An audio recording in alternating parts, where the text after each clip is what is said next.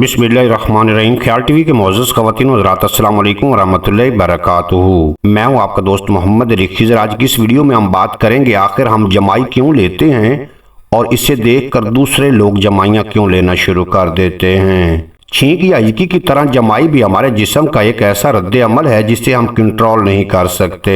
हम जमाई को रोकने की कोशिश कर सकते हैं, मगर ये ऐसा अमल है जो हमारे सोचे बगैर भी हो जाता है। छींक या हिचकी के बरक्स जमाइयाँ एक से दूसरे तक फैलती हैं, यानी आप किसी को जमाई लेते हुए देखते हैं तो खुद भी मुंह फाड़ कर वैसा ही करने पर मजबूर हो जाते हैं। यहाँ तक कि जमाई लफ्ज को पढ़कर ही ऐसा करने पर मजबूर हो जाते हैं। वैसे हम जमाई क्यों लेते हैं, ये इंसानी जिस्म का एक इसरार है, क्योंकि अब तक इसकी दुरुस्त वजह का तयन नहीं हो सका। मगर इसके छूत की तरफ फैलने के असर पर माहिरीन ने काफी काम किया है और इस बारे में जो कुछ मालूम हुआ वो आज की वीडियो में हम आपको बताएंगे।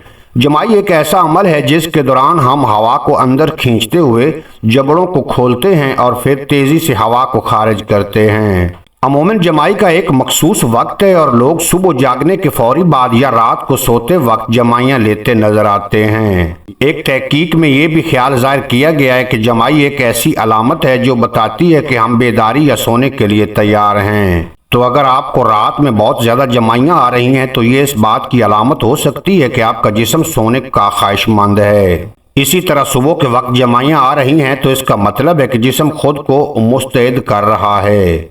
जमाई हमारे जिस्म के खुद को मुस्तैद रखने का एक जरिया है। एक तहकीक में बताया गया है कि नींद के वक्त हमारा जिस्मानी दर्जा हरारत सबसे कम होता है और जब हम बेदार होते हैं तो वो बहुत ज्यादा बढ़ जाता है।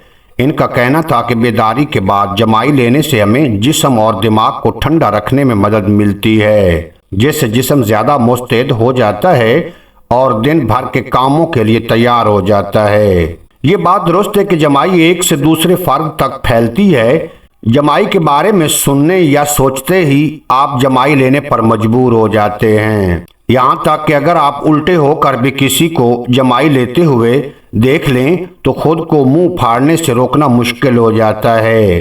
तो जमाइयाँ एक से दूसरे तक कैसे फैलती हैं, इसका दुरुस्त जवाब तो अब तक मालूम नहीं हो सका, मगर एक ख्याल ये है कि हमारे न्यूरॉन्स दीगर अफराद के नकल करते हुए हमें इस पर मजबूर करते हैं। माहिरीन के मुताबिक समाजी ताल्लुकात का अंसर जमाइयों को छूत की तरह फैलाता है। एक तहकीक में बताया गया कि हंसी की तरह जमाई भी एक ऐसा अमल है जो लोग एक दूसरे के साथ करते हैं और ये अमल समाजी तौर पर असरात मुरत्तब करता है। एक ख्याल ये भी है कि जमाई एक ऐसा इर्तिकाई अमल है जिससे जमाना कदीम में लोगों को ज्यादा होशियार रहते हुए खतरात से बचने में मदद मिलती थी।